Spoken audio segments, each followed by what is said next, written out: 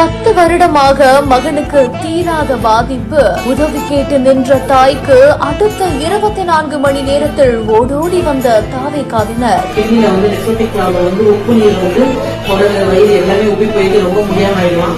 ஆக்சுவலா அவங்க ஒரு 10 வருஷமாவே ட்ரீட்மெண்ட் நாங்க எடுத்துட்டு இருந்தோம். அப்பதான் 2 மாசமா எல்லா ஹாஸ்பிட்டலுமே பாத்துட்டேன். நிறைய செலவு பண்ணி ஒரு 6-7 லட்சம் நான் செலவு பண்ணிட்டேன். கடவுளாக வந்து காசை அள்ளி கொடுத்து தாவேகாவினர் செய்த நிகழ்ச்சி செயல். கண்கலங்கி நன்றியை தெரிவித்த தாய். இன்ஜெக்ஷன் எவ்வளவு கேட்டா 5 டோஸ் 2 லட்சம் மேல அப்படின்னு சொன்னாங்க.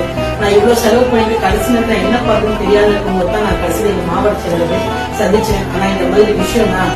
ஆனா அண்ணன் எனக்கு வேலைக்கிழமையே என்னை கூப்பிட்டு 1 லட்சம் ரூபாய் கையில கொடுத்து நீ உன் பிள்ளைங்க போயிட்டு ஃபர்ஸ்ட் நீ போய் ஊசி போடணுமா, நீ உடம்பு ஸ்டார்ட் பண்ணுமா, நான் திருப்பி நான் கண்டிப்பா முடிஞ்ச உதவியை நான் பண்றேன்னு சொல்லி எனக்கு சொல்லியிருக்காரு. என்னோட பிள்ளைக்கு இந்த விஷயத்த பண்ணி கொடுத்துருக்காங்க.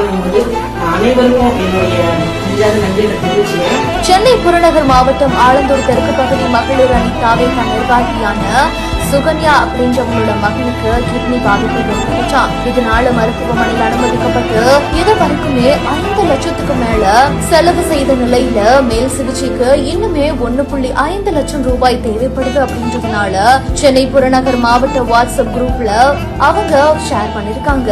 அடுத்த 24 மணி நேரத்திலேயே மாவட்ட நிர்வாகிகள், தாவேகாவினர், கழக உறுப்பினர்கள் அப்படின்னு அனைவருமே அளித்த பணத்துல சுமார் 1.5 லட்சம் ரூபாய் பணம் மொத்தமாக சுகன்யா அவர்கள்கிட்ட வழங்கப்பட்டிருக்குது. தன்னோட மகனுக்கு எல்லா பிரச்சனையும் இப்ப குணப்படுத்திடலாம் அப்படின்னு சொல்லிட்டு அந்த தாய் அங்க இருக்கிற அனைவருக்குமே கண்ணீர் மல்க நன்றி தெரிவிச்சிருக்காங்க.